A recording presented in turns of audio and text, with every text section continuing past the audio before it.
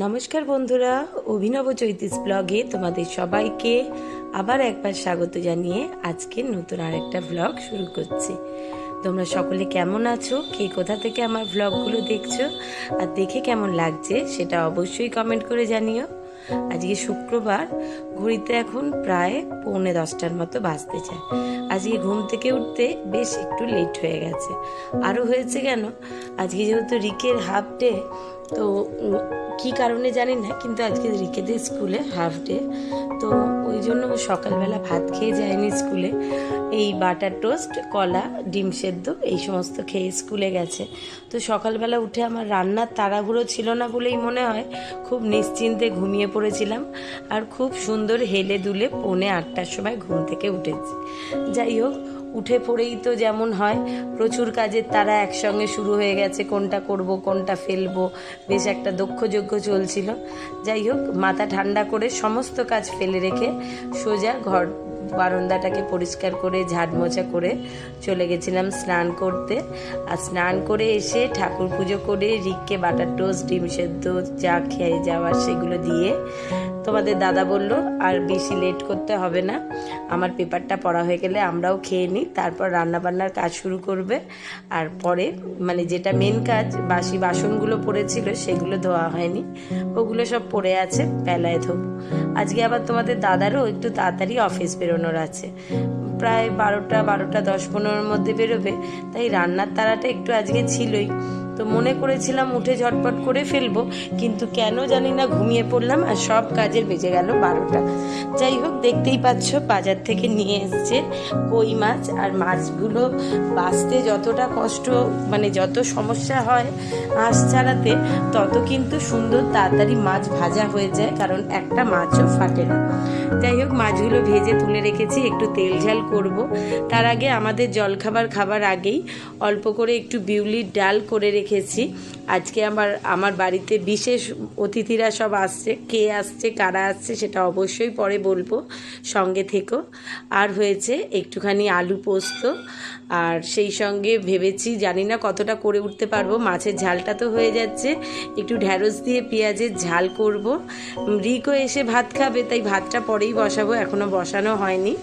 আর একটু উচ্ছে ফুটফুটি রান্না করব। তো সব রকম চিন্তা ভাবনা করে রেখেছি। আবার তোমাদের দাদা ধোকার প্যাকেটও এনেছে দুটো।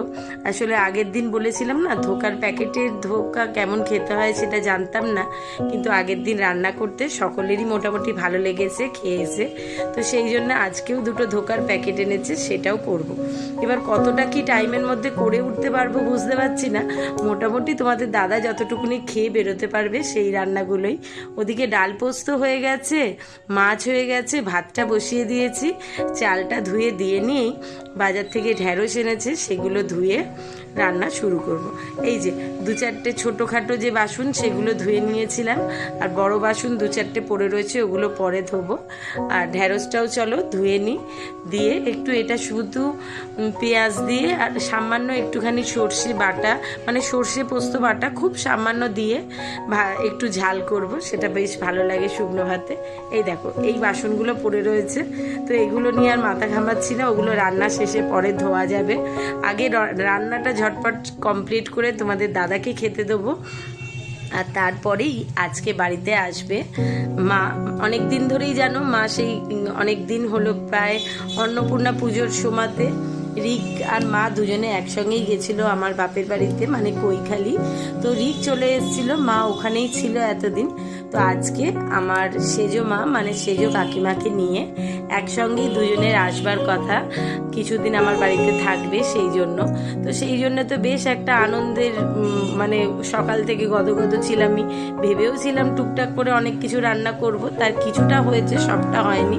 যাই হোক, দাদার মতো খাওয়া দাওয়া করে বেরিয়ে যাচ্ছে। আর দেখো, সেই সময় বাইরে একবারে শুরু হয়েছে তেড়ে বৃষ্টি।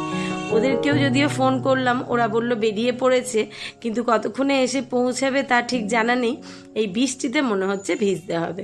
ওদেরকে বলেইছিলাম একটু সকাল সকাল বেরোবার জন্য, তাহলে সকাল থেকেই আকাশটা একটু গুমোট মতো একটু মেঘলা হয়েছিল, তাহলে আর ভিজতে হতো না।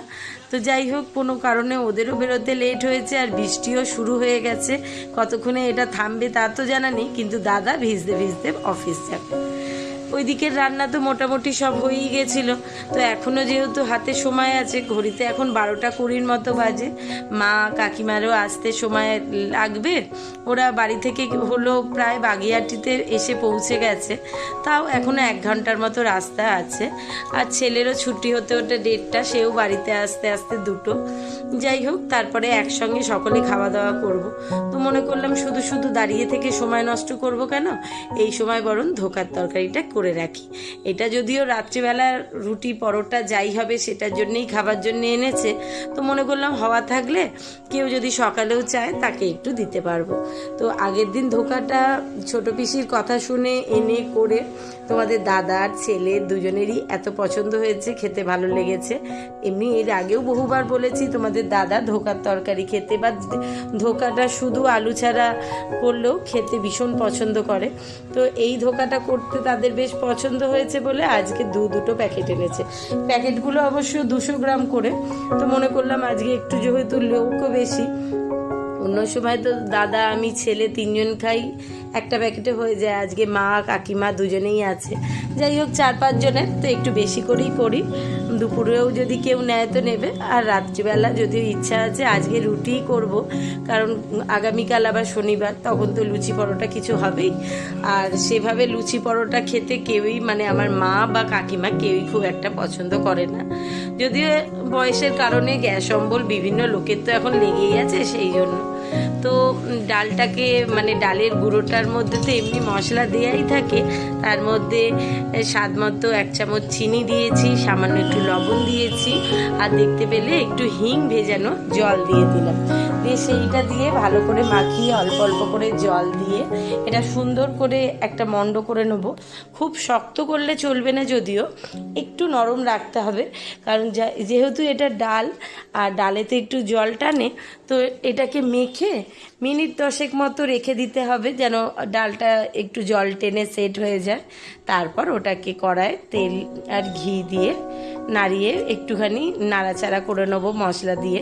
মশলা যদিও এতে দিতে লাগে না, প্যাকেটের গায়ে লেখা আছে যে মশলা দেয়াই, কিন্তু তাহলেও আমার একটুখানি ধোকার এই মিশ্রণটাতেই হোক বা ধোকার তরকারিটাতেই হোক, একটু ভাজা মশলাটা দিলে, ঘি গরম মশলা দিলে কিন্তু বেশ ভালো লাগে। আর ভাজা মশলা তো সারাক্ষণ বাড়িতে তৈরি করাই থাকে, তো আছে যখন সেটা একটু দিতে কোনো আপত্তি নেই। ডালটা মেখেছি, কিন্তু দেখছি আরেকটু জল দিলে ঠিকঠাক মতো মাখা হবে, তাই সামান্য আরও একটু জল দিয়ে দিলাম। দিয়ে ভালোভাবে মাখিয়ে এখন মিনিট 10 ঢাকা দিয়ে রেখে দিই। ততক্ষণে বরং ধোকার তরকারি আলুটা কেটে রেডি করি। আলুটা কাটা থাকলে ধোকাটাও নাড়াচাড়া হয়ে গেলে কেটে এটাকে আবার তো বরফির মতো করে কেটে ভাজতে হবে। তো ধোকার তরকারিটা খেতে যতই ভালো লাগুক না কেন, এটা একবার যেহেতু এটা কেনা বলে অসুবিধা হচ্ছে না, ঝটপট প্যাকেট কেটে গুলে নিয়ে দিয়ে দিচ্ছি, কিন্তু বাড়িতে হলে একবার ডাল ভেজাও, বাটো, আবার নাড়ো, তারপর বড়া তৈরি করো, ভাজো, তারপর তরকারি, বেশ একটা লম্বা প্রসেস। সেই জন্যেই আর কি এটা একটুখানি দিনক্ষণ সময় বুঝে হয়, রোজকার মেনুতে এটা রাখতে পারি না, কারণ বেশ সময় সাপেক্ষ ব্যাপার। যাই হোক, এখানে আলুটা কেটে নিয়েছি ধোকার তরকারি, আর ডালটা তো ওটা রেডি হয়েই রয়েছে। এখানে ভাজা মশলাটাও বার করে নিয়েছি, একটু কম ছিল বলে আরও একটু মশলা মিশিয়ে ওটাকে গুঁড়িয়ে নিলাম। আর কড়াতে দেখতে পেলে তেলটা একটু কালো দেখাচ্ছে, কারণ ওতে আমি একটুখানি সর্ষের তেল আর সামান্য একটু ঘি 2 রকম মিশিয়ে গরম করেছি, আর তাতেই ডালের মিশ্রণটা দিয়ে একটু নাড়াচাড়া করে নিচ্ছি। তারপর মশলা ছড়িয়ে এটাকে একটা থালার মধ্যে সাজিয়ে একটুখানি টানতে দেবো, তারপর পিস পিস করে কাটবো। মোটামুটি এগুলো একটু পাতলা হচ্ছে, কারণ হচ্ছে যতই 2টো প্যাকেট থাকুক না কেন, খুব অনেকটা তো জিনিসটা বেড়ে হচ্ছে না, যার জন্য একটু পাতলাই বড়াগুলো হয়েছে। যাই হোক, চলো এগুলোকে কাটা হয়ে গেছে, আর কড়াতে বেশ অনেকখানি তেল দিয়েছি, ঝটপট করে ভেজে নিই। মাদেরকে একবার ফোন করলাম, মারা হাওড়ায় এসে পৌঁছে গেছে। হাওড়া থেকে বাড়ি আসতে যতটুকুনি সময়, এখনও মিনিট 15-20 মতো বাকি, ততক্ষণে আশা করছি তরকারিটা হয়ে যাবে। আর না হলে এসেও তো একটুখানি বসবে, জামা কাপড় খুলবে, তারপরে বাইরে এখনও চলছে বৃষ্টি, মনে হয় তো নিশ্চয়ই বাস থেকে নামলেই ভিজবে। যাই হোক, ছেলেরও স্কুল থেকে আস্তে আস্তে প্রায় দুটো তো বাজবেই, কারণ ওদের ছুটি হতে হতে 1:30। আর এখানে আমার বড়াগুলো ভেজে কড়াতে একটুখানি গোটা জিরে, একটু গোটা গরম মশলা ফোড়ন দিয়ে আলুগুলো ভাজতে ছেড়ে দিয়েছি। আলুটা ভালোভাবে ভেজে নিয়ে, কারণ যেহেতু ধোকাটা হতে তো বেশি সময় লাগে না, ওটা ভাজা বড়া, আর গরম ঝোলে একটুখানি ফুটিয়ে নিলেই খুব তাড়াতাড়ি কিন্তু ধোকাগুলো নরম হয়ে যায়। তো ওই আলুর মধ্যেই একটু টমেটো, একটু আদা বাটা, তারপর লবণ, মিষ্টি, হলুদ, লঙ্কা, একটু কাশ্মীরি লঙ্কার গুঁড়ো সব রকম দিয়ে দিয়েছি। মশলাটা ভালোভাবে আলুর সঙ্গে কষিয়ে নিয়েছি। এবার একটুখানি সামান্য জল দেবো, আর তার আগে দিয়ে দিচ্ছি একটুখানি হিং ভেজানো জল। এই দিয়েও আরেকটু মশলাটা কষিয়ে নেবো। নিরামিষ তরকারি হোক বা আমিষ, হিঙের গন্ধ আমার ভীষণ পছন্দ, আর খেতেও দারুণ লাগে। আর সত্যি কথা, যারা হিং পছন্দ করেন তারা অবশ্যই মোটামুটি জানেন যে হিঙের গন্ধটা যে কোনো রান্নাতে একটা কিন্তু দারুণ সেন্ট এনে দেয়। এখানে মশলাটা কষিয়ে বেশ খানিকটা জল ঢেলে দিয়েছি। আলুগুলো একটুখানি সেদ্ধ হোক, তারপর বড়াগুলো দিয়ে একটু ফুটিয়ে ওপর দিয়ে ঘি, গরম মশলা, ভাজা মশলা সব ছড়িয়ে নামিয়ে নেব। এদিকে ছেলেও এসে গেছে, মা কাকিমাও এসে গেছে। এখন সকলে মিলে জামা কাপড় বদলে এসে গল্প করছে। প্রত্যেকেই বৃষ্টিতে ভিজতে ভিজতে বাড়িতে ঢুকেছে। চলো, রান্না বান্না হয়ে গেছে, এবার সবাইকে ঝটপট খেতে দিয়ে নিই। যদিও আমার কাকিমা এসেই আগে লজ্জায় লাজুক, সে তো ক্যামেরায় কিছুতেই আসতে চাইছিল না, কিন্তু তাকে জোর করে না বলে একটুখানি তোমাদেরকে দেখিয়ে নিলাম। দেখতে পেলেই হয়তো মুখ ঘুরিয়ে নেবে জানা নেই। এক রাশ লম্বা ঢালা চুল, সে এখন বসে একটু হাওয়ায় শুকিয়ে নিচ্ছে।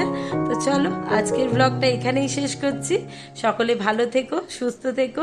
খুব শিগগিরই নতুন আর একটা ব্লগ নিয়ে ফিরে আসবো। ততক্ষণের জন্য টাটা। আর কাকিমার এক রাশ চুল দেখো, এই দেখো।